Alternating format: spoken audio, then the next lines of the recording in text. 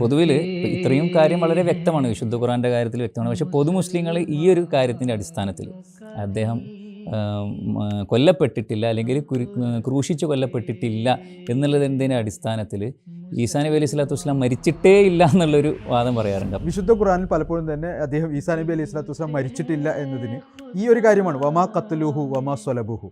അപ്പോൾ ഇത് സാധിച്ചിട്ടില്ല എന്ന് പറയുമ്പോൾ അതിൻ്റെ അർത്ഥം അദ്ദേഹം മരിച്ചിട്ടില്ല എന്നാണ് എടുക്കാറുള്ളത്.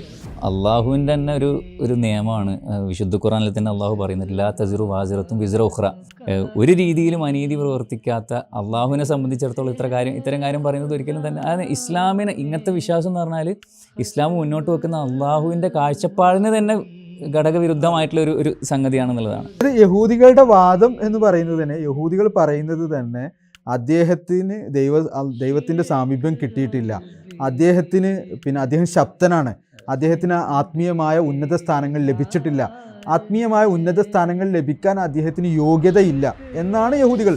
ഈസാ നബി മരിച്ചിട്ടില്ല എന്നുള്ളതിന് തെളിവില്ല എന്ന് മാത്രമല്ല, മരിച്ചു എന്നുള്ളതിനും കൃത്യമായ തെളിവ് നമുക്ക് ഖുർആനിൽ ലഭിക്കുന്നുണ്ട് എന്നുള്ളതാണ്. ഈ ആയത്തിൻ്റെ അർത്ഥം, പരാമർശിക്കപ്പെട്ടിരിക്കുന്ന ആയത്തിൻ്റെ അർത്ഥം ഒരിക്കലും തന്നെ എല്ലാ അഹ്ലെ കിതാബും ഈസാ നബിയുടെ മരണത്തിന് മുമ്പ് അദ്ദേഹത്തിൽ വിശ്വസിക്കും എന്നുള്ളതല്ല. പ്രവാചകന്മാരുടെ സുന്നത്തിന് അല്ലെങ്കിൽ പ്രവാചകന്മാരുടെ ആ ഒരു ചര്യയ്ക്ക് എതിരാകുക, വിശുദ്ധ ഖുർആൻ്റെ ഇത്രയും നേരം വിശദീകരിച്ച് വിശുദ്ധ ഖുർആൻ്റെ ഓരോ കാര്യത്തിനും എതിരാകുക എന്ന് പറയുമ്പോൾ ഒരിക്കലും തന്നെ അതിന് അക്ഷരാർത്ഥത്തിൽ എടുക്കാൻ കഴിയൂല എന്നുള്ളതാണ്. അസ്സലാമു അലൈക്കും വറഹ്മത്തുള്ളാഹി. കുറച്ച് ദിവസങ്ങൾക്ക് മുമ്പ് അൺമാസ്കിംഗ് അനോമലീസ് എന്ന് പറഞ്ഞ ചാനലിൽ ഈസാ നബി അലൈഹി സ്വലാത്തു വസ്സലാമിനെ സംബന്ധിച്ച്, അതായത് യേശു ക്രിസ്തുവിനെ സംബന്ധിച്ച് ഒരു വീഡിയോ വന്നിരുന്നു. അദ്ദേഹത്തിൻ്റെ ജീവിതവും അതുപോലെ തന്നെ പ്രത്യേകിച്ച് അദ്ദേഹത്തിൻ്റെ രണ്ടാം വരവുമായി ബന്ധപ്പെട്ടിട്ടുള്ള ഇസ്ലാമിൻ്റെ പെർസ്പെക്റ്റീവ് എന്താണ്. നമുക്കറിയാം ഈസാ നബി അലൈഹി സ്വലാത്തു വസ്സലാം എന്ന് പറഞ്ഞാൽ ഒരുപാട് പ്രത്യേകിച്ച് യഹൂദമതം, ക്രിസ്തുമതം, ഇസ്ലാം, ഈ മൂന്ന് മതങ്ങളുമായി ബന്ധപ്പെട്ട് നിൽക്കുന്ന ഒരു ഫിഗറാണ്, ഒരു വ്യക്തിത്വമാണ്. അപ്പോൾ ഈ വിഷയവുമായി ബന്ധപ്പെട്ട് ഇസ്ലാമിൻ്റെ വിശ്വാസം, ഇസ്ലാമിൻ്റെ പെർസ്പെക്റ്റീവ് എന്താണ് എന്നാണ് ആ ഒരു വീഡിയോയിൽ അവർ വിശദീകരിക്കുന്നത്. ഇതിൽ നമ്മൾ പരിശോധിക്കുകയാണെങ്കിൽ ഇസ്ലാമിൻ്റെ ഫണ്ടമെൻ്റൽസ് ആയിട്ടുള്ള വിശുദ്ധ ഖുർആനും അതുപോലെ തന്നെ വിശുദ്ധ ഖുർആനിന് അനുസൃതമായിട്ടുള്ള ഹദീസുകളും അതിൻ്റെയൊക്കെ വെളിച്ചത്തിൽ നോക്കുമ്പോൾ എത്രത്തോളം ഈ പറഞ്ഞ കാര്യങ്ങൾ, ഇതിൽ പറയപ്പെട്ടിട്ടുള്ള കാര്യങ്ങൾ ഇസ്ലാമുമായിട്ട് ബന്ധമുള്ളതാണ് എന്നുള്ളതാണ് നമുക്ക് മനസ്സിലാക്കാൻ പറ്റുക.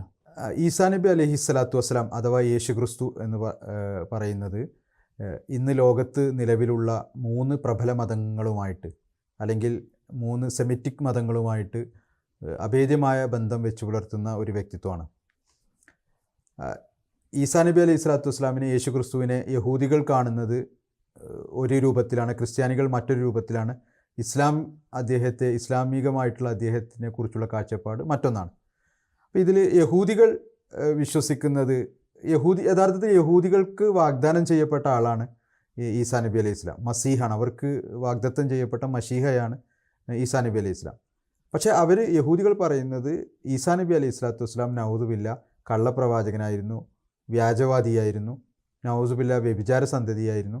അതുകൊണ്ട് കള്ളവാദിയായ വ്യാജവാദിയായ ഈസാ നബി അലൈഹി സ്വലാമിനെ, യേശു ക്രിസ്തുവിനെ ഞങ്ങൾ കുരിശിൽ തറച്ചു കൊന്നിരിക്കുന്നു എന്നുള്ളതാണ് അവരുടെ വിശ്വാസം. മറുഭാഗത്ത് ക്രിസ്ത്യാനികൾ പറയുന്നത് അദ്ദേഹം മുഴുവൻ മനുഷ്യരുടെയും പാപങ്ങൾ ഏറ്റെടുത്തു. മനുഷ്യർ ജന്മജന്മാന്തരങ്ങളായി പാപം പേറുന്നവരാണ്. ഈ പാപത്തിന് മോചനമായി ദൈവം തൻ്റെ പുത്രനെ ഭൂമിയിലേക്ക് അയക്കുകയും, മറിയമിലൂടെ പുത്രനെ ഭൂമിയിലേക്ക് അയക്കുകയും, ആ പുത്രൻ ജനിക്കുകയും മുഴുവൻ മാനവരാശിയുടെയും പാപങ്ങൾ ഏറ്റെടുത്തുകൊണ്ട് കുരിശിൽ മരിച്ച് പാപത്തിന് അദ്ദേഹം പരിഹാരമായിരിക്കുകയും ചെയ്തിരിക്കുന്നു. അപ്പോൾ ആ കുരിശുമരണത്തിൽ ഒരാൾ വിശ്വസിച്ച് കഴിഞ്ഞാൽ അയാളുടെ പാപങ്ങൾ എല്ലാം തന്നെ പൊറുക്കപ്പെടും എന്നുള്ളതാണ് ക്രിസ്ത്യാനികളുടെ വിശ്വാസം. ഇതിൽ നിന്ന് തികച്ചും വ്യത്യസ്തമായ ഒരു കാഴ്ചപ്പാടാണ് ഇസ്ലാം മുന്നോട്ട് വെക്കുന്നത്. ഇസ്ലാം പറയുന്നത് ഈസാ നബി അലൈഹി സ്വലാത്തു വസ്സലാം ബനി ഇസ്രായേലർക്ക് വാഗ്ദാനം ചെയ്യപ്പെട്ട മസീഹായിരുന്നു, ബനി ഇസ്രായേലിലേക്ക് ഇറക്കപ്പെട്ട പ്രവാചകനായിരുന്നു. വിശുദ്ധ ഖുർആൻ തന്നെ അദ്ദേഹത്തെക്കുറിച്ച് പറയുന്നുണ്ട്, റസൂലൻ ഇല ബനി ഇസ്രായേൽ, അദ്ദേഹം ബനി ഇസ്രായേലർക്ക് അയക്കപ്പെട്ട പ്രവാചകനായിരുന്നു. എന്ന് മാത്രമല്ല അദ്ദേഹം മറ്റ് പ്രവാചകന്മാരെ പോലെ മനുഷ്യനായ ഒരു പ്രവാചകനായിരുന്നു, സാത്വികനായിരുന്നു. അദ്ദേഹത്തിൻ്റെ അമ്മയെക്കുറിച്ച്, യേശുക്രിസ്തുവിൻ്റെ അമ്മയെക്കുറിച്ച് ജൂതന്മാരുടെ വാദങ്ങളെല്ലാം തെറ്റാണ്. അങ്ങേയറ്റം പരിശുദ്ധയായ ഒരു വനിതയായിരുന്നു ഹസ്രത്ത് മറിയം അലൈഹിസ്സലാം. അതേപോലെ തന്നെ അദ്ദേഹവും തൻ്റെ സാത്വികമായ ജീവിതം നയിച്ച ഒരു വ്യക്തിത്വമായിരുന്നു ഈസാ നബി അലൈഹി സ്വലാത്തു വസ്സലാം എന്നുള്ളതാണ്. അപ്പോൾ അങ്ങനെ അദ്ദേഹം ഈ ലോകത്ത് വരികയും തൻ്റെ ദൗത്യം പൂർത്തിയാക്കുകയും ചെയ്തു എന്നുള്ളതാണ്. അങ്ങനെ മനുഷ്യനായ ഒരു പ്രവാചകനായിരുന്നു ഈസാ നബി അലൈഹി സ്വലാത്തു വസ്സലാം എന്നാണ്. പക്ഷേ വിശുദ്ധ ഖുർആൻ ക്രിസ്ത്യാനികളുടെയും യഹൂദികളുടെയും ഈ രണ്ട് വാദത്തെയും അതിശക്തമായ നിലയിൽ ഖണ്ഡിക്കുന്നുണ്ട്. അതായത് യഹൂദികളുടെ വാദവും തെറ്റാണ്. അതായത് അദ്ദേഹം, കാരണം യഹൂദികളുടെ വാദം തെറ്റാണ് എന്ന് പറയാനുള്ള കാരണം ബൈബിളിൽ, അതായത് പഴയ നിയമത്തിൽ പറഞ്ഞിട്ടുണ്ട്, കുരിശിൽ മരിക്കുന്നവൻ ശപിക്കപ്പെട്ടവൻ, മരത്തിൽ തൂങ്ങുന്നവൻ ശപിക്കപ്പെട്ടവൻ. അപ്പോൾ അതുകൊണ്ട് തന്നെ യഹൂദികൾ പറയുന്നത് ഈസാ നബി അലൈഹി സ്വലാത്തു വസ്സലാം നൗസുബില്ല കള്ളപ്രവാചകനായിരുന്നു, അതുകൊണ്ട് അദ്ദേഹത്തെ ഞങ്ങൾ കുരിശിൽ തറച്ചു കൊന്നിരിക്കുന്നു, അതുകൊണ്ട് അദ്ദേഹം ശപ്തനാണ്.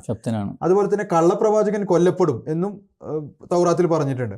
അപ്പോൾ അതിൻ്റെ അടിസ്ഥാനത്തിൽ അദ്ദേഹം കള്ളപ്രവാചകനായിരുന്നു, അതുകൊണ്ട് അദ്ദേഹം കൊല്ലപ്പെട്ടിരിക്കുന്നു, അല്ലാതെ അദ്ദേഹത്തെ വധിച്ച് കളഞ്ഞിരിക്കുന്നു എന്ന് യഹൂദികൾ പറയുന്നു. അപ്പോൾ വിശുദ്ധ ഖുർആൻ അതിശക്തമായ നിലയിൽ ഇവർക്കിത് സാധിച്ചിട്ടില്ല, കൊല്ലാനും സാധിച്ചിട്ടില്ല, ക്രൂശിച്ചു കൊല്ലാനും സാധിച്ചിട്ടില്ല എന്ന് വിശുദ്ധ ഖുർആൻ. അതുപോലെ തന്നെ ക്രിസ്ത്യാനികളുടെ വാദത്തെ അതുപോലെ തന്നെ ക്രിസ്ത്യാനികളുടെ വാദം, അതായത് പാപം ഏറ്റെടുത്തുകൊണ്ട് കുരിശിൽ മരിച്ചിരിക്കുന്നു എന്നുള്ള വാദം, കുരിശിലും മരിച്ചിട്ടില്ല. രണ്ട് വാദവും വ്യത്യസ്തമായ വാദങ്ങളാണെങ്കിലും അതിന്റെ അടിസ്ഥാനം എന്ന് പറയുന്നത് ഈസാ നബി അലൈഹി സ്വലാത്തു വസ്സലാം കുരിശിൽ മരണപ്പെട്ടു എന്നുള്ളതാണ്. അതിനെ വിശുദ്ധ ഖുർആന് അതിനെ അതിശക്തമായ നിലയിൽ, അതായത് ഒരു സംശയത്തിനും ഇടയില്ലാത്ത വിധം വിശുദ്ധ ഖുർആൻ പറയുന്നു അവർക്ക് കുരിശിൽ തറച്ചു കൊല്ലാൻ, കുരിശിലും അദ്ദേഹം മരിച്ചിട്ടില്ല, അദ്ദേഹത്തെ ഏതെങ്കിലും തരത്തിൽ അവർക്ക് വധിക്കുവാനോ സാധിച്ചിട്ടില്ല എന്നുള്ള. അപ്പോൾ ഇതാണ് ഈ ക്രിസ്ത്യാനികളുടെയും യഹൂദികളുടെയും ഈ വാദത്തെ വിശുദ്ധ ഖുർആൻ നിരാകരിക്കുന്നു. പക്ഷേ അദ്ദേഹത്തെ കുരിശിൽ തറച്ചു കൊന്നിട്ടില്ല എന്ന് പറയുകയും അദ്ദേഹത്തെ വധിക്കാനും അവർക്ക് സാധിച്ചിട്ടില്ല എന്ന് പറഞ്ഞാൽ അദ്ദേഹം മരിച്ചിട്ടേ ഇല്ല എന്ന് അതിനർത്ഥമില്ല. അതാണ് ഇവിടെ പൊതുവിൽ ഇത്രയും കാര്യം വളരെ വ്യക്തമാണ്, വിശുദ്ധ ഖുർആന്റെ കാര്യത്തിൽ വ്യക്തമാണ്. പക്ഷെ പൊതു മുസ്ലിങ്ങൾ ഈ ഒരു കാര്യത്തിന്റെ അടിസ്ഥാനത്തിൽ അദ്ദേഹം കൊല്ലപ്പെട്ടിട്ടില്ല അല്ലെങ്കിൽ ക്രൂശിച്ച് കൊല്ലപ്പെട്ടിട്ടില്ല എന്നുള്ളതിൻ്റെ അടിസ്ഥാനത്തിൽ ഈസാ നബി അലൈഹി സ്വലാത്തു വസ്സലാം മരിച്ചിട്ടേ ഇല്ല എന്നുള്ളൊരു വാദം പറയാറുണ്ട്. അപ്പോൾ അതിന് എന്തെങ്കിലും തെളിവ്, ഏതെങ്കിലും രീതിയിലുള്ള തെളിവ് വിശുദ്ധ ഖുർആൻ, കാരണം ഇസ്ലാമിൻ്റെ എല്ലാ വിശ്വാസത്തിൻ്റെയും അടിസ്ഥാനം എന്ന് പറയുന്നത് ഖുർആനാണ്. അപ്പോൾ വിശുദ്ധ ഖുർആനിൽ ഈസാ നബി അലൈഹി സ്വലാത്തു വസ്സലാം മരിച്ചിട്ടില്ല, ഇന്നും ജീവിച്ചിരിപ്പുണ്ട് എന്നുള്ള രീതിയിലുള്ള എന്തെങ്കിലും തെളിവ്, എന്തെങ്കിലും പരാമർശം നമുക്ക് കാണാൻ പറ്റുമോ? വിശുദ്ധ ഖുർആനിൽ ഈസാ നബി അലൈഹി സ്വലാത്തു വസ്സലാം ഇങ്ങനെ മരിച്ചിട്ടില്ല എന്നതിന് യാതൊരു തെളിവും ഇല്ല എന്നുള്ളതാണ് യാഥാർത്ഥ്യം. പക്ഷെ പലപ്പോഴും തന്നെ ഈ കാര്യം പറയുന്നവർ, ജീവിച്ചിരിപ്പുണ്ട് എന്ന് പറയുന്ന ആളുകൾ പറയാറുള്ളത് വിശുദ്ധ ഖുർആനിൽ വമാ ഖത്തലുഹു വമാ സ്വലബുഹു എന്ന് പറഞ്ഞിട്ടുണ്ടല്ലോ എന്നുള്ളതാണ്. അതായത് ഈസാ നബി അലൈഹി സ്വലാത്തു വസ്സലാമിനെ യഹൂദികൾക്ക് വധിക്കാനും സാധിച്ചിട്ടില്ല, അദ്ദേഹത്തെ കുരിശിൽ തറച്ച് കൊല്ലാനും സാധിച്ചിട്ടില്ല എന്ന് പറയുന്നു. അപ്പോൾ കുരിശിൽ തറച്ച് കൊല്ലാനും സാധിച്ചിട്ടില്ല, അദ്ദേഹത്തെ വധിക്കാനും സാധിച്ചിട്ടില്ല എന്നതിൻ്റെ അർത്ഥം അദ്ദേഹം മരിച്ചിട്ടേ ഇല്ല എന്നുള്ളതല്ല. ഇപ്പോൾ റസൂലുള്ളാഹി സ്വല്ലല്ലാഹു അലൈഹി വസല്ലമയെ കുറിച്ച് പറയാം. റസൂലുള്ളാഹി സ്വല്ലല്ലാഹു അലൈഹി വസല്ലമയെ നമ്മൾ പറയുകയാണ്, ഇപ്പോൾ റസൂലുള്ളാഹി സ്വല്ലല്ലാഹു അലൈഹി വസല്ലമയെ കുരിശിൽ തറച്ച് കൊന്നിട്ടില്ല, വധിച്ചിട്ടുമില്ല എന്ന് പറഞ്ഞാൽ അതിൻ്റെ അർത്ഥം റസൂലുള്ളാഹി മരിച്ചിട്ടില്ല എന്നുള്ളതാണ്. ഇതേപോലെ ഏതൊരാളെ കുറിച്ച് നമ്മൾ പറയുകയാണെങ്കിലും അയാൾ വധിക്കപ്പെട്ടിട്ടില്ല അല്ലെങ്കിൽ അയാൾ ക്രൂശിക്കപ്പെട്ടിട്ടില്ല എന്ന് പറഞ്ഞാൽ അയാൾ മരിച്ചിട്ടേ ഇല്ല എന്നുള്ളതല്ല. ഇപ്പൊ ഇതേപോലെ ഈസാ നബി അലൈഹി സ്വലാത്തു വസ്സലാം കൊല്ലാനും സാധിച്ചിട്ടില്ല, വധിക്കാനും സാധിച്ചിട്ടില്ല, ക്രൂശിച്ചു കൊല്ലാനും സാധിച്ചിട്ടില്ല എന്നതിൻ്റെ അർത്ഥം അദ്ദേഹം മരിച്ചിട്ടേ ഇല്ല എന്നുള്ളതല്ല. അദ്ദേഹം അങ്ങനെ മരിച്ചിട്ടില്ല എന്നതിന് വിശുദ്ധ ഖുർആനിലോ റസൂലുള്ളാഹി സ്വല്ലല്ലാഹു അലൈഹി വസല്ലം തിരുമേനിയുടെ തിരുസുന്നത്തിലോ സഹീഹായ ഹദീസുകളിലോ യാതൊരു തെളിവും ഇല്ല എന്നുള്ളതാണ്. അപ്പോൾ പിന്നെ നമ്മൾ ചോദിക്കുകയാണ് അപ്പോൾ ഈസാ നബി അലൈഹി സ്വലാം മരിച്ചതിന് തെളിവ് എന്താണ് എന്ന് ചോദിച്ചു കഴിഞ്ഞാൽ നമ്മൾ തന്നെ പറയുന്നതാണ് 1,24,000 പ്രവാചകന്മാർ വന്നിട്ടുണ്ടെന്ന് പറഞ്ഞു. ഈ 1,24,000 പ്രവാചകന്മാർ മരിച്ചതിന് നമ്മൾ അതിൽ തെളിവുണ്ടോ? എല്ലാവരെ കുറിച്ചും നമ്മൾ വിശ്വസിക്കാൻ അവർ മരിച്ചുപോയി. ഒരു ആയുസ് മനുഷ്യൻ ജീവിച്ച് മരിച്ചു പോവുക എന്നുള്ളത് ഒരു പ്രകൃതിപരമായിട്ടുള്ള നിയമമാണ്. ഇനി ഈ പ്രകൃതി നിയമത്തിന് വിരുദ്ധമായിട്ടൊരു കാര്യം സംഭവിച്ചിട്ടുണ്ടെങ്കിൽ അതിനാണ് തെളിവ് വേണ്ടത്. അപ്പോൾ ഒരാൾ പറയുകയാണ് ഈസാ നബി അലൈഹി സ്വലാം 2000 വർഷം മുമ്പ് വന്ന ഈസാ നബി അലൈഹി സ്വലാം ഇന്നും ജീവിച്ചിരിപ്പുണ്ട് എന്ന് പറഞ്ഞാൽ അതിനാണ് തെളിവ് വേണ്ടത്. ഇപ്പം എൻ്റെ ഒരു മുതുമുത്തച്ഛൻ 200-300 കൊല്ലം മുമ്പ് ജീവിച്ചിരുന്ന എൻ്റെ ഒരു മുതുമുത്തച്ഛൻ ജീവിച്ചിരിപ്പുണ്ട് എന്ന് പറഞ്ഞു കഴിഞ്ഞാൽ ഞാനാണ് തെളിവ്. അങ്ങനെ ഒരാൾ ജീവിച്ചിരിപ്പുണ്ടത് എവിടെയാണ് തെളിവ്? അങ്ങനെ ഒരാൾ ജീവിച്ചിരിപ്പുണ്ടെങ്കിൽ അത് പറയുന്ന ആളുകളാണ് ജീവിച്ചിരിക്കുന്നതിന് തെളിവ് കൊണ്ടുവരേണ്ടത്. ശരിക്കും പ്രത്യേകിച്ച് ഖുർആനിൽ ഇത്രയും വലിയൊരു സംഭവം, അതായത് അള്ളാഹുവുമായി ബന്ധപ്പെട്ട് പറയുമ്പം അള്ളാഹു തൻ്റെ പ്രവാചകന്മാരോട് എങ്ങനെയാണ് ഇടപഴകുന്നത് നമുക്കറിയാം. ഒരുപാട് പ്രവാചകന്മാർ വന്നിട്ടുണ്ട്. പ്രവാചകന്മാർക്കെല്ലാം തന്നെ പല രീതിയിലുള്ള ബുദ്ധിമുട്ടുകളും കഷ്ടതകളും ശത്രുതയും ഒക്കെ അനുഭവിക്കേണ്ടി വന്നിട്ടുണ്ട്. അപ്പോൾ മറ്റൊരു പ്രവാചകനോടും അള്ളാഹു എടുത്തിട്ടില്ലാത്ത ഒരു സമീപനം ഈസാ നബി അലൈഹി സ്വലാത്തു വസ്സലാമിനോട് എത്രത്തോളം എന്ന് വെച്ചാൽ അള്ളാഹുവിന് ഏറ്റവും പ്രിയപ്പെട്ട പ്രവാചകനായ നമ്മളൊക്കെ മുസ്ലിങ്ങളൊക്കെ തന്നെ അടിയുറച്ച് വിശ്വസിക്കുന്ന മുഹമ്മദ് നബി സല്ലല്ലാഹു അലൈഹി വസല്ലം, അള്ളാഹുവിൻ്റെ ഏറ്റവും പ്രിയങ്കരനായ പ്രവാചകനായിട്ടുള്ള മുഹമ്മദ് നബി സല്ലല്ലാഹു അലൈഹി വസല്ലത്തിന് പോലും ഒരുപാട് കഷ്ടതകൾ അനുഭവിക്കേണ്ടി വന്നപ്പോഴും അള്ളാഹു എടുത്തിട്ടില്ലാത്തൊരു സമീപനം ഈസാ നബി അലൈഹി സ്വലാത്തു വസ്സലാമിനെ സംബന്ധിച്ച് അള്ളാഹു എടുത്തിട്ടുണ്ടെങ്കിൽ വിശുദ്ധ ഖുർആൻ അതിനെക്കുറിച്ച് എന്തെങ്കിലും പറയണ്ട. അപ്പം ഒരു സ്ഥലത്തും ഇതുമായി ബന്ധപ്പെട്ട് യാതൊരു തെളിവും ഈസാ നബി അലൈഹി സ്വലാം മരിച്ചിട്ടില്ല എന്നുള്ളതിനുള്ളത് നമുക്ക് കിട്ടുന്നില്ല എന്നുള്ളതാണ് ചുരുക്കി പറയുകയാണെങ്കിൽ ഇതിൽ പറയാനുള്ളത്. പിന്നെ മറ്റൊരു കാര്യം ഇതേ വിഷയമായിട്ടുള്ളതെന്ന് പറഞ്ഞാൽ ഈ വീഡിയോയിലും അവർ പറയുന്നുണ്ട്, പൊതുവിൽ പൊതു മുസ്ലിങ്ങൾ പറയുന്നൊരു കാര്യമാണ്. അതായത് അവിടെ യഥാർത്ഥത്തിൽ സംഭവിച്ചതെന്ന് പറഞ്ഞാൽ ഈസാ നബിയെ അവർ യഹൂദികൾ കൊല്ലാൻ ശ്രമിച്ചു, കുരിശിൽ തറച്ചു കൊല്ലാൻ ശ്രമിച്ചു. പക്ഷേ അള്ളാഹു ഈസാ നബിയെ പോലെ മറ്റൊരാളെ ഒരു സബ്സ്റ്റിറ്റ്യൂട്ടായിട്ട് വേറൊരാളെ വെച്ച് അവരിതൊന്നും അറിയാതെ ആ വ്യക്തിയാണ് കൊന്നത് എന്നുള്ളത്. ഈ ഒരു കാര്യത്തിന് വിശുദ്ധ ഖുർആനിൽ എന്തെങ്കിലും തെളിവുണ്ട്? കാരണം ഇതൊക്കെ നമ്മൾ നോക്കുന്നത് എന്താണെന്ന് വെച്ചാൽ ഈ ഒരു ഇസ്ലാമിക് പെർസ്പെക്റ്റീവിലുള്ള കാര്യങ്ങൾ വിശദീകരിച്ചു എന്ന് പറയുമ്പോൾ ഇസ്ലാമിക് പെർസ്പെക്റ്റീവിൽ അല്ലെങ്കിൽ ഇസ്ലാമിൻ്റെ ഫണ്ടമെൻ്റൽ ആയിട്ടുള്ള സോഴ്സസിൽ എത്രത്തോളം ഇതിന് തെളിവുകൾ ഉണ്ട് എന്നുള്ളതാണ്. അപ്പോൾ ഈ ഒരു കാര്യത്തിന് എന്തെങ്കിലും തെളിവ് നമുക്ക് ഖുർആനിലോ മറ്റോ കാണാൻ സാധിക്കുക? വിശുദ്ധ ഖുർആനിൽ ഇപ്പോൾ ഈ കാര്യങ്ങൾ പറയുമ്പോൾ അത് നേരത്തെ പറഞ്ഞതുപോലെ അത് ഇസ്ലാമികമായിട്ടുള്ള കാഴ്ചപ്പാടാണ് ഞാൻ പറയുന്നത് എന്ന് പറഞ്ഞുകൊണ്ട് വേറൊരാളെ ഈസാ നബി അലൈഹി സ്വലാത്തു വസ്സലാമിന് പകരം വേറെ ഒരാളെ കുരിശിൽ തറച്ചു കൊന്നു എന്ന് പറയുന്നത് അത് ഇസ്ലാമിക അധ്യാപനങ്ങളെ എത്രമാത്രം പരിഹാസ്യമാക്കുന്ന ഒന്നാണ്. അപ്പോൾ നമ്മൾ ആ സന്ദർഭം ആ സാഹചര്യം ഒന്ന് ഭാവനയിൽ കൊണ്ടുവന്ന് നമ്മളൊന്ന് നോക്കുക. അപ്പോൾ ഈസാ നബി അലൈഹി സ്വലാത്തു വസ്സലാമിന് പകരം വേറൊരാളെ കുരിശിലേറ്റാൻ വേണ്ടി പോവുകയാണ്. ഏറ്റവും ചുരുങ്ങിയത് അയാളെങ്കിലും ഒന്ന് പറയില്ലേ, നിങ്ങൾക്ക് ആളെ തെറ്റിപ്പോയി, ഞാനല്ല, നിങ്ങൾ ഉദ്ദേശിക്കുന്ന ആൾ വേറെയാണ്, അയാളെ നിങ്ങൾക്ക് പിടിക്കാൻ കിട്ടില്ല, അയാളെങ്കിലും ഒന്ന് പറയണല്ലോ. പിന്നെ അതുപോലെ തന്നെ അവിടെയുള്ള ആളുകൾക്ക് അറിയും യേശു ക്രിസ്തു ആരാണ്, നമ്മുടെ കൂടെ ഉള്ള ആൾ ആരാണ് എന്നൊക്കെ അറിയാം. പിന്നെ വളരെ പ്രധാനപ്പെട്ട ഒരു കാര്യം എന്ന് പറയുന്നത് ഇത്തരത്തിലുള്ള സാഹചര്യങ്ങൾ എല്ലാ പ്രവാചകന്മാർക്കും ഉണ്ടായിട്ടുണ്ട്. ഇപ്പോൾ റസൂലുള്ളാഹി സ്വല്ലല്ലാഹു അലൈഹി വസല്ലം ഹിജ്റത്ത് പോയത് എങ്ങനെയാണ്? അതുപോലെ തന്നെ തായിഫിൽ റസൂലുള്ളാഹി സ്വല്ലല്ലാഹു അലൈഹി വസല്ലമക്ക് സംഭവിച്ചതെന്നാണ്. അതുപോലെ ഇത്തരത്തിലുള്ള പ്രയാസങ്ങൾ ഉഹദ് യുദ്ധത്തിൽ, എല്ലാ യുദ്ധങ്ങളിലും, ഖന്തക് യുദ്ധത്തിൽ, ബദർ യുദ്ധത്തിൽ പല സമയത്ത് യഹൂദികൾ കൊല്ലാൻ വേണ്ടി ശ്രമിച്ചു, വധിക്കാൻ വേണ്ടി ഈ റസൂലുള്ളാഹി സ്വല്ലല്ലാഹു അലൈഹി വസല്ലം ശ്രമിച്ചിട്ടുണ്ട്. ഈ സമയങ്ങളിലെല്ലാം അള്ളാഹ് രക്ഷപ്പെടുത്തിയിട്ടുണ്ട്. തീർച്ചയായിട്ടും വേറൊരാളെ മാറ്റിക്കൊണ്ട് അത് റസൂലുള്ളാഹിനെ രക്ഷപ്പെടുത്തിയിട്ടില്ലല്ലോ. അതേപോലെ തന്നെ ഇബ്രാഹിം നബി അലൈഹി സ്വലാമിനെ തീയിലിട്ട്, മൂസാ നബി അലൈഹി, ഇങ്ങനെ പ്രവാചക ചരിത്രം പരിശോധിച്ച് നോക്കിയാൽ നമുക്ക് കാണാൻ സാധിക്കും. അപ്പോൾ ഇത് എന്ന് പറയുന്നത് വേറൊരാളെ അള്ളാഹു അതിന് പകരം വേറൊരാളെ ആക്കി എന്ന് പറയുന്നത് എത്രമാത്രം അത് പരിഹാസ്യമായിട്ടുള്ള ഒരു കാര്യമാണ്. അള്ളാഹുവിൻ്റെ തന്നെ ഒരു നിയമമാണ് വിശുദ്ധ ഖുർആനിൽ തന്നെ അള്ളാഹു പറയുന്നത്, ലാ തസിറു വാസിറത്തും വിസ്റ ഉഖ്റ. അതായത് ഒരു വ്യക്തിയുടെ ഭാരം മറ്റൊരു വ്യക്തി ചുമക്കേണ്ടി വരില്ല. അതായത് ഒരാളുടെ കുറ്റത്തിനുള്ള അല്ലെങ്കിൽ ഒരാൾക്ക് പകരം വേറൊരാൾ എന്തെങ്കിലും ശിക്ഷയോ അല്ലെങ്കിൽ ബുദ്ധിമുട്ടോ അനുഭവിക്കുക എന്ന് പറയുന്നത് അള്ളാഹുവിനെ സംബന്ധിച്ചിടത്തോളം, അതായത് വേറെ ഏതെങ്കിലും നമ്മളെ ഭൗതികമായിട്ടുള്ള നിയമവ്യവസ്ഥയിൽ അങ്ങനെ എന്തെങ്കിലും ഒരാൾക്ക് പകരം വേറെ ആൾ വെക്കുക എന്ന് പറഞ്ഞാൽ വേറെ കാര്യം. പക്ഷേ ഒരു രീതിയിലും അനീതി പ്രവർത്തിക്കാത്ത അള്ളാഹുവിനെ സംബന്ധിച്ചിടത്തോളം ഇത്തരം കാര്യം പറയുന്നത് ഒരിക്കലും തന്നെ അതായത് ഇസ്ലാമിന് ഇങ്ങനത്തെ വിശ്വാസം എന്ന് പറഞ്ഞാൽ ഇസ്ലാം മുന്നോട്ട് വെക്കുന്ന അള്ളാഹുവിൻ്റെ കാഴ്ചപ്പാടിന് തന്നെ ഘടകവിരുദ്ധമായിട്ടുള്ള ഒരു സംഗതിയാണെന്നുള്ളതാണ്. പിന്നെ വേറൊന്നും കൂടി എന്ന് പറഞ്ഞാൽ ഇപ്പോൾ ശരിക്കും ഇനി വാദത്തിന് വേണ്ടിയിട്ട് അത്രയും എന്താ പറയുക ഇല്ലോജിക്കായിട്ടുള്ളൊരു കാര്യം അള്ളാഹു ചെയ്തു എന്ന് നമ്മൾ പറയുകയാണെങ്കിൽ തന്നെ മറ്റൊരാളെ കൊണ്ട് അവിടെ വെച്ചു. അപ്പോൾ യഹൂദികളെ സംബന്ധിച്ചിടത്തോളം അവർ ഈസാ നബിയെ കുരിശിൽ തറച്ചു കൊന്നു എന്ന് പറയുമ്പോൾ അപ്പോഴും എന്തോ അള്ളാഹുവിനെ അവിടെ പേടി മാറിയിട്ടില്ല. അവിടുന്ന് ബാക്കിൽ നിന്ന് പിന്നെ ഈസാ നബിനെ മുകളിലേക്ക് ആകാശത്തേക്ക് ഉയർത്തിക്കൊണ്ടുപോകാന്ന് പറഞ്ഞാൽ അള്ളാഹു അതിന് തൊട്ട് ശേഷം പറയുന്നത് അള്ളാഹു ഹക്കീമാണെന്നാണ്, യുക്തിജ്ഞനാണെന്നാണ്. പക്ഷെ ഇതിൽ യാതൊരു ഹിക്മത്തും കാണാൻ കഴിയുന്നില്ല എന്നുള്ളതാണ് ഇതിലുള്ള വേറൊരു കാര്യം. അള്ളാഹുവിൻ്റെ അസ്തിത്വത്തിന് അല്ലെങ്കിൽ അള്ളാഹുവിനെ കുറിച്ച് വളരെ ഗുരുതരമായ ഒരു ആരോപണമാണിത്. അത് വേറൊരാളെ ആ സ്ഥാനത്ത് വെച്ചു എന്നുള്ളത്. കാരണം അള്ളാഹു അങ്ങേയറ്റം അള്ളാഹു കാരുണ്യത്തോടു കൂടി പ്രവർത്തിക്കുന്ന അള്ളാഹു ഒരു ഇതും ചെയ്യാത്ത ഒരാളെ ഇതിന് പകരമായിട്ട് യഹൂദികൾ കൊണ്ട് ചെയ്യിപ്പിച്ചു എന്ന് പറയും വളരെയധികം ഗുരുതരമായ ഒരു ആരോപണമാണ് അള്ളാഹുവിൻ്റെ മേൽ നടത്തുന്നത്. രണ്ടാമത്തെ കാര്യം എന്ന് പറയുന്നത് അറബി ഗ്രാമർ അറിയുന്ന ആളുകൾക്ക് അറിയാം. ഇവിടെ പ്രയോഗിച്ചിരിക്കുന്നത് ഈ ഒരു വലാക്കിൻ ശുബ്ബിഹലഹും എന്നുള്ള കാര്യം അവർക്ക് അത് സദൃശീകരിക്കപ്പെടുകയാണ് ചെയ്തിരിക്കുന്നത് എന്നുള്ളതാണ് പറയുക. അപ്പോൾ അതിനാണ് ഈ പറയാറ് വേറെ ആളെ മാറ്റി അവിടെ കുരിശിലേറ്റി എന്ന് പറയുന്നത്. അപ്പോൾ ഈ ശുബ്ബിഹ എന്നുള്ള പദം അറബി അറിയുന്നവർക്ക് അറിയാം, അത് മജ്ഹൂലിൻ്റെ പദമാണ്. അപ്പോൾ പാസീവ് വോയിസ്. അപ്പോൾ അങ്ങനെ വേറൊരാളുണ്ടെങ്കിൽ, ഈ മജ്ഹൂൽ എന്ന് പറയുമ്പോൾ തന്നെ നമുക്കറിയാലോ. അപ്പോൾ അങ്ങനെ വേറൊരാളുണ്ടെങ്കിൽ ഒന്നുകിൽ അയാളെക്കുറിച്ച് മുമ്പ് പറഞ്ഞിരിക്കണം, ഈ സംഭവം പറയുമ്പോൾ അതിന് മുമ്പ് പറഞ്ഞിരിക്കണം, അതല്ലെങ്കിൽ അതിന് ശേഷം എവിടെയെങ്കിലും പരാമർശം ഒന്ന് മുമ്പോ അതിന് ശേഷവും ഉണ്ടെങ്കിൽ മജ്ഹൂലിൻ്റെ പ്രയോഗം അതിൻ്റെ മധ്യത്തിൽ വരികയുള്ളൂ.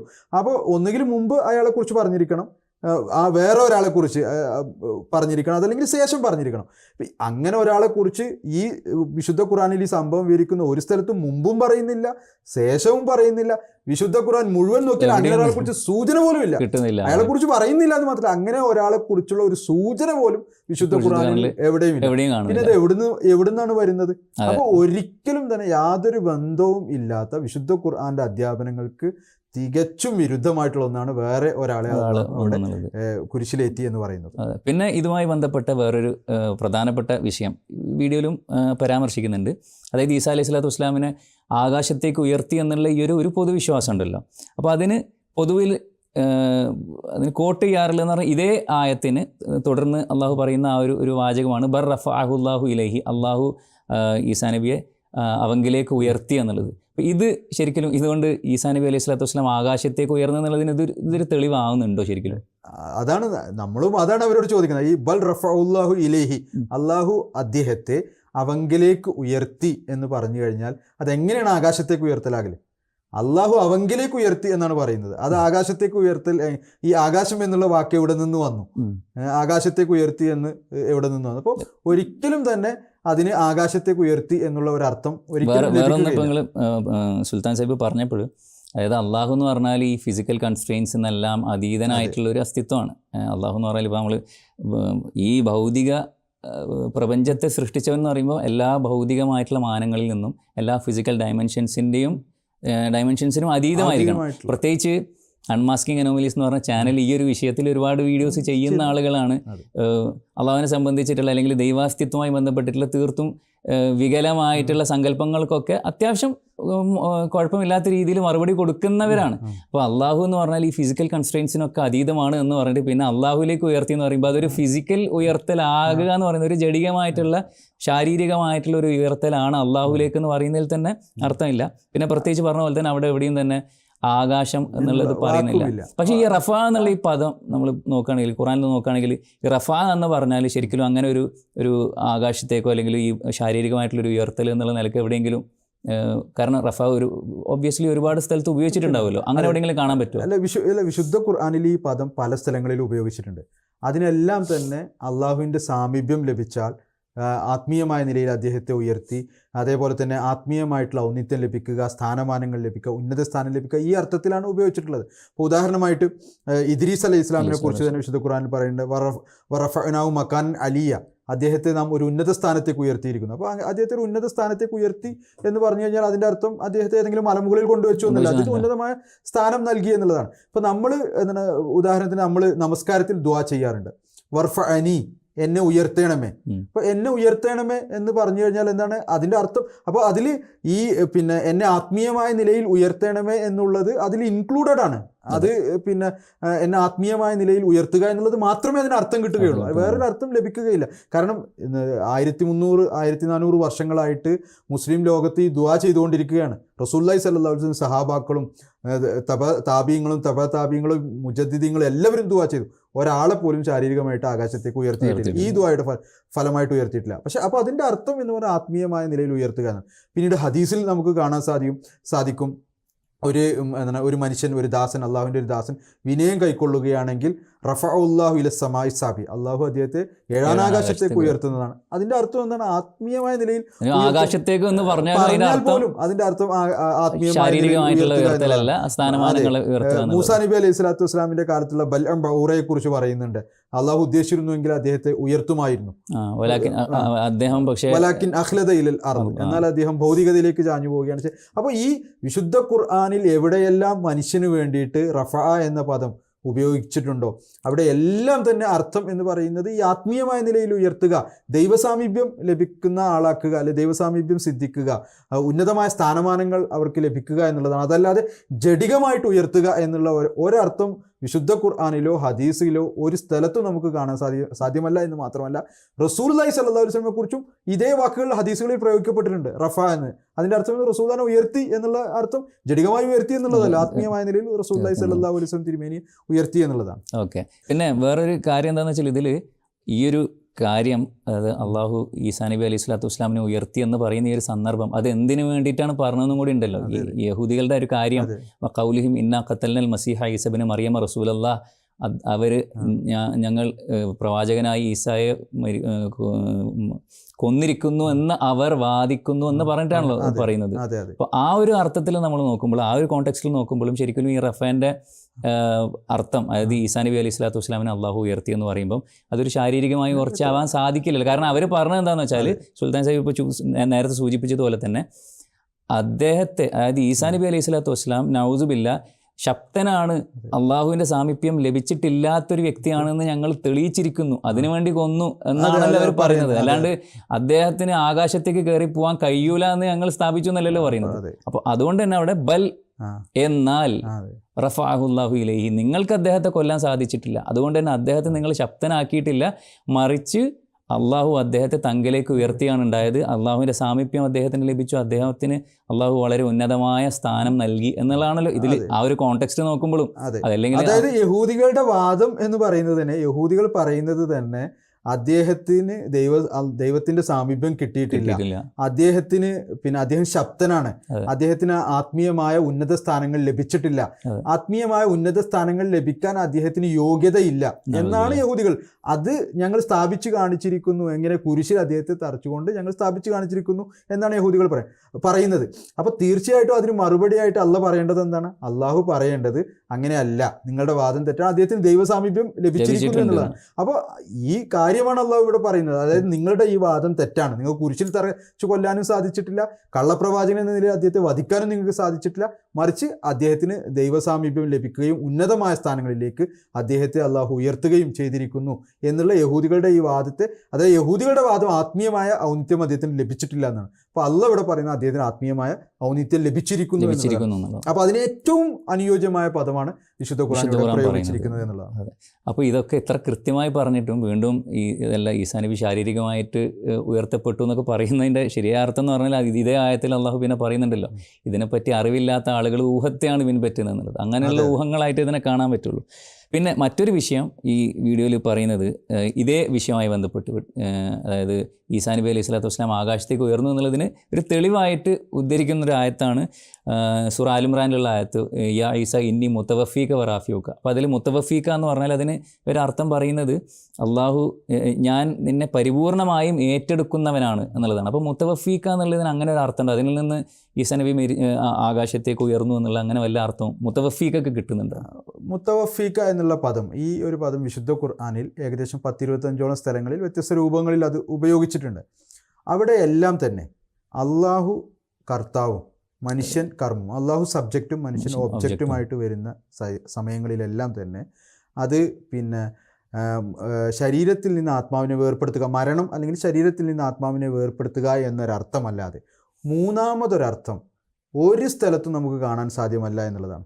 അതായത് ഈ ക്ലിയർ ആക്കുകയാണെങ്കിൽ തവഫ എന്നുള്ള ഈ ഒരു വേർബ് അല്ലെങ്കിൽ ഈ ഒരു ക്രിയാപദം, അത് ബാബ് തഫഉലിൽ നിന്ന് അള്ളാഹു സബ്ജക്റ്റും മനുഷ്യന് ഓബ്ജക്റ്റുമായിട്ട് ഉപയോഗിച്ചെടുത്തെല്ലാം തന്നെ ശരീരത്തിൽ നിന്ന് ആത്മാവിനെ വേർപ്പെടുത്തുക എന്നല്ലാതെ വേറെ ഞാൻ പരിപൂർണമായിട്ടും എടുക്കുക അല്ലെങ്കിൽ ഉയർത്താന്നുള്ള ഒരു സ്ഥലത്ത് എന്ന് പറഞ്ഞാൽ വിശുദ്ധ ഖുർആനിലും ലഭ്യമല്ല, തിരുഹദീസുകളിലുമല്ല, പൗരാണിക അറബി സാഹിത്യങ്ങളിലും എവിടെയും നമുക്ക് കാണാൻ സാധ്യമല്ല എന്നുള്ളതാണ് യാഥാർത്ഥ്യം.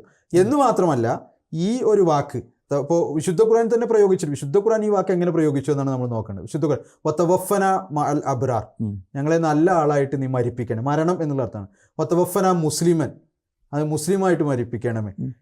അതുപോലെ റസൂലുള്ളാഹി സ്വല്ലല്ലാഹു അലൈഹി വസല്ലമയെ കുറിച്ച് പറഞ്ഞ ഔ നതവഫയന്നക, താങ്കളെ മരിപ്പിക്കുന്നതായാൽ, റസൂലുള്ളാഹിക്ക് വേണ്ടി ഈ പദം ഏതർത്ഥത്തിലാണ് ഉപയോഗിച്ചത്? അപ്പം ഇങ്ങനെ വിശുദ്ധ ഖുർആനിൽ അധിക സ്ഥലങ്ങളിലും ഭൂരിഭാഗം സ്ഥലങ്ങളിലും വിശുദ്ധ ഖുർആനിൽ ഉപയോഗിച്ചിരിക്കുന്നത് ഈ പദം നേരിട്ട് മരണം എന്നുള്ള തന്നെയാണ്. പിന്നെ നമ്മൾ പൊതുവെ മലയാളത്തിലും പറയുമല്ലോ അദ്ദേഹം വഫാത്തായി. ഈ വഫാത്ത് എന്ന് പറയുന്നത് ശരിക്കും ഇതേ ഈ തവഫ എന്നുള്ള ഇതേ പദത്തിന്റെ ഇതിൽ നിന്ന് വരുന്ന വാക്കാണല്ലോ വഫാത്ത് എന്നുള്ളത്. അപ്പോൾ ആ വഫാത്തായി നമ്മൾ മലയാളത്തിൽ പറയുന്നതൊക്കെ ഇതിൽ നിന്നുള്ള തന്നെയാണ്. പിന്നെ അത് മാത്രമല്ല, ഇപ്പം സുൽത്താൻ സാഹിബ് സൂചിപ്പിച്ചതുപോലെ തന്നെ ഖുർആനിലെ എല്ലാ സ്ഥലത്തും ഈ വന്നിടത്തെല്ലാം തന്നെ എല്ലാവരും ഇതിന് ഈ ഒരു അർത്ഥം തന്നെയാണ് വെക്കുന്നത്. 2 സ്ഥലത്താണ് ഈസാ നബി അലൈഹി സ്വലാത്തു വസ്സലാമിനെ സംബന്ധിച്ച് ഈ ഒരു വാക്ക് വന്നിട്ടുള്ളത്. ഒന്ന് ഇവിടെ പറഞ്ഞ സൂറ ആൽ ഇംറാനിലും അതുപോലെ തന്നെ മറ്റൊരു സ്ഥലത്ത് സൂറ മായിദയിലും. അപ്പോൾ ഇത് മുഹമ്മദ് നബി സല്ലല്ലാഹു അലൈഹി വസല്ലം എങ്ങനെ ഈ വാക്കിനെ എങ്ങനെ മനസ്സിലായത് ഈസാ നബിയെ പറ്റി പറഞ്ഞതിന് മുഹമ്മദ് നബി സല്ലല്ലാഹു അലൈഹി വസല്ലം എങ്ങനെ മനസ്സിലാക്കി, അതുപോലെ തന്നെ മുഹമ്മദിൻ്റെ സഹാബാക്കൾ എങ്ങനെ മനസ്സിലാക്കി എന്ന് നോക്കിയാലും നമുക്ക് കാണാൻ പറ്റും ഇതിന് ഇത്തരത്തിലുള്ള മരണമെന്നല്ലാതെ വേറൊരു അർത്ഥം ഇല്ല എന്നുള്ളത്. ഇപ്പോൾ ഉദാഹരണത്തിന് സൂറ മാഇദയിൽ ഈസാ നബി അലൈഹി സ്വലാത്തു വസ്സലാം അള്ളാഹുമായിട്ടുള്ള ആ ഒരു സംഭാഷണം, ഖിയാമത്ത് നാളിലെ ഒരു സംഭാഷണം പറയുന്നുണ്ട്. അള്ളാഹു ചോദിക്കും, അല്ലയോ ഈസ, നീയാണോ എന്നെ കൂടാതെ നിന്നെയും നിൻ്റെ മാതാവിനെയും ആരാധ്യരായിട്ട് സ്വീകരിക്കാൻ പറയുമെന്ന് പറയുമ്പോൾ ഈസാ നബി പറയുന്നുണ്ട്, ഞാൻ അങ്ങനെ പറഞ്ഞിട്ടില്ല, നീ എന്നോട് പറഞ്ഞത് മാത്രമേ ഞാൻ അവരോട് പറഞ്ഞിട്ടുള്ളൂ, ഞാൻ അവരുടെ ഇടയിൽ ഉണ്ടായിരുന്നിടത്തോളം കാലം ഞാൻ അവരുടെ മേൽ സാക്ഷിയായിരുന്നു. അപ്പോൾ കുന്തു അലൈഹിം ഷഹീദം മാ ദുംതു ഫീഹിം ഫലമ്മാ തവഫൈതനി, എന്നാൽ നീ എനിക്ക് വഫാത്ത് നൽകിയതിന് ശേഷം പിന്നെ നീ തന്നെയാണ് അവരുടെ മേൽനോട്ടത്തെക്കാരെന്ന് പറഞ്ഞ അതിൽ കിതാബു തഫ്സീർ, സഹി ബുഖാരിയിൽ കിതാബു തഫ്സീറിൽ മുഹമ്മദ് നബിയുടെ ഒരു റിവായത്ത് വരുന്ന ഒരു ഹദീസ് വരുന്നുണ്ട്, അതായത് സല്ലല്ലാഹു അലൈഹി വസല്ലമയെ സംബന്ധിച്ചിട്ടുള്ള. അതായത് മുഹമ്മദ് നബി സല്ലല്ലാഹു അലൈഹി വസല്ലം പറയാണ്, അന്ത്യനാളിൽ ഒരുപാട് ആളുകളെ നരകത്തിലേക്ക് കൊണ്ടുപോകുന്നതായിട്ട്, എൻ്റെ ഉമ്മത്തിൽപ്പെട്ട ആളുകളെ നരകത്തിലേക്ക് കൊണ്ടുപോകുന്നതായിട്ട് ഞാൻ കാണും. അപ്പോൾ ഞാൻ അവരോട് പറയും, ഉസൈഹാബി ഉസൈഹാബി, ഇത് എൻ്റെ സമുദായമാണ്, ഇത് എൻ്റെ ജനതയാണ് എന്ന് പറയുമ്പോൾ, എൻ്റെ അനുയായികളാണ് എന്ന് പറയുമ്പോൾ മുഹമ്മദ് നബി സല്ലല്ലാഹു അലൈഹി വസല്ലം പറയാണ്, അപ്പോൾ എന്നോട് പറയപ്പെടും, നിനക്കറിയില്ല നീ മരിച്ചതിന് ശേഷം, അല്ലെങ്കിൽ താങ്കൾ മരിച്ചതിന് ശേഷം ഇവരെന്തെല്ലാമാണ് പ്രവർത്തിച്ചത് എന്ന് നിനക്കറിയില്ല എന്ന് പറയുമ്പം മുഹമ്മദ് നബി സല്ലല്ലാഹു അലൈഹി വസല്ലം പറയാണ്, ഫ അഖൂൽ, അപ്പോൾ ഞാൻ പറയും, കമാ ഖാലൽ അബ്ദു സ്വാലിഹ്, കമാ ഖാലൽ അബ്ദു സ്വാലിഹ്, അതായത് അള്ളാഹുവിൻ്റെ ഒരു വരിഷ്ഠദാസനായ ഈസാ നബി അലൈഹി സ്വലാത്തു വസ്സലാം പറഞ്ഞത് തന്നെ ഞാൻ പറയുമെന്ന് പറഞ്ഞിട്ട് ഇതേ ആയത്ത്, ഈസാ നബി പറഞ്ഞ ഇതേ ആയത്ത്, കുന്തു അലൈഹിം ഷഹീദം മാ ദുംതു ഫീഹിം ഫലമ്മാ തവഫൈതനി കുന്തു അൻത റഖീബ അലൈഹിം. അപ്പം അതേ കാര്യം എടുത്തുകൊണ്ടാണ് മുഹമ്മദ് നബി സല്ലല്ലാഹു അലൈഹി വസല്ലം പറയുന്നത്. മുഹമ്മദ് നബി സല്ലല്ലാഹു അലൈഹി വസല്ലം ഇങ്ങനെ പരിപൂർണമായിട്ടും ഏറ്റെടുക്കപ്പെട്ടുകൊണ്ട് ആകാശത്തേക്ക് പോയിട്ടാണോ ഈ ലോകത്ത് നിന്ന് വിടവാങ്ങിയതല്ലല്ലോ. നമുക്കറിയാം, സാധാരണ എല്ലാ മനുഷ്യന്മാരും മരിക്കുന്നത് പോലെയാണ് മുഹമ്മദ് നബി സല്ലല്ലാഹു അലൈഹി വസല്ലം മരിച്ചത്. അവിടെ ഒരു പ്രധാനപ്പെട്ട കാര്യം എന്ന് പറയുന്നത് ഇതാണ്, അതായത് ഈ വാക്ക് വിശുദ്ധ ഖുർആനിൽ ഈസാ നബി അലൈഹി സ്വലാത്തു വസ്സലാമിന് വേണ്ടി സൂറത്തുൽ മാഇദയിൽ 116, 117 ആയത്തിൽ ഉപയോഗിക്കുന്നു. ഈസാ നബി അലൈഹി സ്വലാം പറയുന്നു, ഫലമ്മാ തവഫൈതനി കുൻത അൻത റഖീബ അലൈഹിം. അപ്പോൾ തവഫ എന്നുള്ള വാക്കിൻ്റെ അർത്ഥം എന്താണ്? അപ്പോൾ അതിൻ്റെ തഫ്സീർ, അതിൻ്റെ വിശദീകരണമായിക്കൊണ്ട് വിശുദ്ധ ഖുർആന് ശേഷം ഏറ്റവും പ്രബലമായ ഗ്രന്ഥം എന്ന് പറയുന്ന സഹീ ബുഖാരിയിൽ കിതാബു തഫ്സീറിൽ, അത് വിശുദ്ധ ഖുർആൻ്റെ വ്യാഖ്യാനമായിക്കൊണ്ട്, അപ്പോൾ റസൂലുള്ളാഹി സ്വല്ലല്ലാഹു അലൈഹി വസല്ലം ഈ ആയത്തിന് എന്ത് വ്യാഖ്യാനം കൊടുത്തു എന്നുള്ളതാണ്. അപ്പോൾ റസൂലുള്ളാഹി സ്വല്ലല്ലാഹു അലൈഹി വസല്ലം പറയുന്നത് ഈ ഒരു വ്യാഖ്യാനമാണ് ഇതിൻ്റേത്. ഫലമ്മാ തവഫൈതനി എന്ന് പറഞ്ഞാൽ ഞാനും അതേപോലെ പറയും. ഇപ്പോൾ റസൂലുള്ളാഹി സ്വല്ലല്ലാഹു അലൈഹി വസല്ലം ഏതർത്ഥത്തിലാണോ അത് പ്രയോഗിച്ചത് അതേ അർത്ഥത്തിൽ തന്നെയാണ് ഇവിടെയും പ്രയോഗിക്കാൻ സാധിക്കും. അപ്പോൾ ഫലമ്മാ തവഫൈതനി എന്ന് ഈസാ നബി അലൈഹി സ്വലാം ഏതർത്ഥത്തിലാണ് പറഞ്ഞത് അതേ അർത്ഥത്തിലാണ് റസൂലുള്ളാഹി സ്വല്ലല്ലാഹു അലൈഹി വസല്ലം പറഞ്ഞിരിക്കുന്നത്. അപ്പോൾ റസൂലുള്ളാഹി സ്വല്ലല്ലാഹു അലൈഹി വസല്ലം ഫലമ്മാ തവഫൈതനി എന്ന് പറഞ്ഞതിന് അർത്ഥം മരണം എന്നാണെങ്കിൽ, എൻ്റെ മരണത്തിന് ശേഷം എൻ്റെ ഈ സമുദായം പ്രവർത്തിച്ചത് എന്താണെന്ന് അറിയില്ല എന്ന് പറഞ്ഞിട്ടുണ്ടെങ്കിൽ ഇവിടെയും ഈസാ നബി അലൈഹി സ്വലാം പറയുന്ന അതേ കാര്യമാണ്, എൻ്റെ മരണത്തിന് ശേഷം എന്താണ് അറിയില്ല എന്ന്. പിന്നെ ഇതേ വാക്കിന് ഇതേ സഹീ ബുഖാരിയിൽ റസൂലുള്ളാഹി സ്വല്ലല്ലാഹു അലൈഹി വസല്ലമയുടെ സഹാബിയായിട്ടുള്ള ഹദ്റത്ത് ഇബ്നു അബ്ബാസ് റളിയല്ലാഹു തആല അൻഹു പറയുന്നത് മുതവഫീക എന്ന് പറഞ്ഞാൽ അതിന്റെ അർത്ഥം മുമീതുക എന്നാണ്. ഈ വീഡിയോയിൽ കോട്ട് ചെയ്ത സൂറ ആൽ ഇംറാനിലുള്ള ആയത്താണല്ലോ, അപ്പോൾ മുതവഫീക എന്ന് പറഞ്ഞു കഴിഞ്ഞാൽ അതിന്റെ അർത്ഥം മുമീതുക, മരിപ്പിക്കുന്നവനാണ്. അപ്പോൾ ഈ മുതവഫീക എന്ന അർത്ഥം മരിപ്പിക്കുക എന്നുള്ളത് തന്നെയാണ്, മരിപ്പിക്കുന്നവനാണ് എന്നുള്ള അർത്ഥം മാത്രമേ അതിന് ലഭിക്കുകയുള്ളൂ. അപ്പോൾ ചുരുക്കി പറഞ്ഞാൽ ഈ ഒരു വാക്കിൻ്റെ അർത്ഥം വിശുദ്ധ ഖുർആൻ നമ്മൾ നോക്കിക്കഴിഞ്ഞാൽ നമുക്ക് കാണാൻ സാധിക്കും, ഈ വാക്ക് തവഫ എന്നുള്ള വാക്കിന് മരണം എന്നുള്ള അർത്ഥത്തിലാണ് വിശുദ്ധ ഖുർആൻ ഉപയോഗിച്ചിരിക്കുന്നത്. റസൂലുള്ളാഹി സ്വല്ലല്ലാഹു അലൈഹി വസല്ലം തവഫൈതനി എന്നതിന് മരണം എന്നുള്ള അർത്ഥമാണ് ഉപയോഗിച്ചിരുന്നത്. റസൂലുള്ളാഹി സ്വല്ലല്ലാഹു അലൈഹി വസല്ലം തിരുമേനിയുടെ സഹാബി ഈ വാക്കിന് മുതവഫീക എന്ന് പറഞ്ഞ മുമീതുക, മരിപ്പിക്കുന്നവനാണ് എന്നുള്ള അർത്ഥമാണ് കൊടുക്കുന്നത്. അപ്പോൾ വിശുദ്ധ ഖുർആൻ പറയുന്ന അർത്ഥം ഇതാണ്, റസൂലുള്ളാഹി സ്വല്ലല്ലാഹു അലൈഹി വസല്ലം കൊടുക്കുന്ന അർത്ഥം ഇതാണ്, റസൂലുള്ളാഹിയുടെ സഹാബി കൊടുക്കുന്ന അർത്ഥമാണ്. ഇതിനെതിരായിട്ട് പൂർണ്ണമായി എടുക്കുക എന്നുള്ള ഒരർത്ഥം വിശുദ്ധ ഖുർആനിൽ എവിടെയും ഇല്ല. റസൂലുള്ളാഹി സ്വല്ലല്ലാഹു അലൈഹി വസല്ലം എവിടെയും ഉപയോഗിച്ചിട്ടില്ല, റസൂലുള്ളാഹി സ്വല്ലല്ലാഹു അലൈഹി വസല്ലമയുടെ സഹാബികൾ എവിടെയും പറഞ്ഞിട്ടില്ല. എന്ന് മാത്രമല്ല അറബി ഭാഷയിൽ ഇങ്ങനെ ഒരു പ്രയോഗം ഒരു സ്ഥലത്തും കാണിക്കാനും സാധ്യമല്ല. അപ്പോൾ നമ്മൾ ഈ വിശുദ്ധ ഖുർആനെയും റസൂലുള്ളാഹി സ്വല്ലല്ലാഹു അലൈഹി വസല്ലം തിരുമേനിയെയും സഹാബാക്കളെയും അതേപോലെ തന്നെ അറബി ഭാഷയും പൂർണ്ണമായി തള്ളിക്കൊണ്ട് ഇങ്ങനെ ഒരു അർത്ഥം എടുക്കണം എന്ന് പറയുന്നത് എന്ത് യുക്തിയാണുള്ളത്?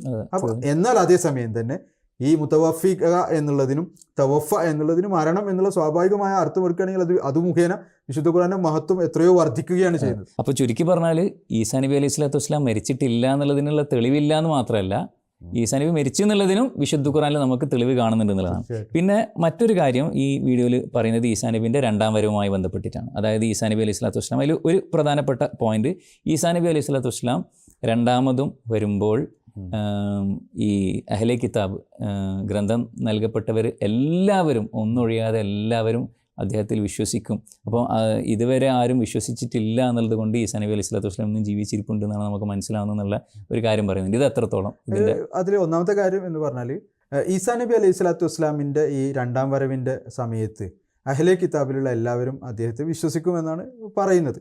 അത് വിശുദ്ധ ഖുർആൻ്റെ അധ്യാപനങ്ങൾക്ക് തികച്ചും വിരുദ്ധമായിട്ടുള്ളൊരു കാര്യമാണ്. കാരണം വിശുദ്ധ ഖുർആൻ ഒരു സംശയത്തിനും ഇടയില്ലാത്ത വിധത്തിൽ പറയുന്നത് യഹൂദികളും ക്രിസ്ത്യാനികളും ഖിയാമത്ത് നാൾ വരെ അവശേഷിക്കും എന്നുള്ളതാണ്.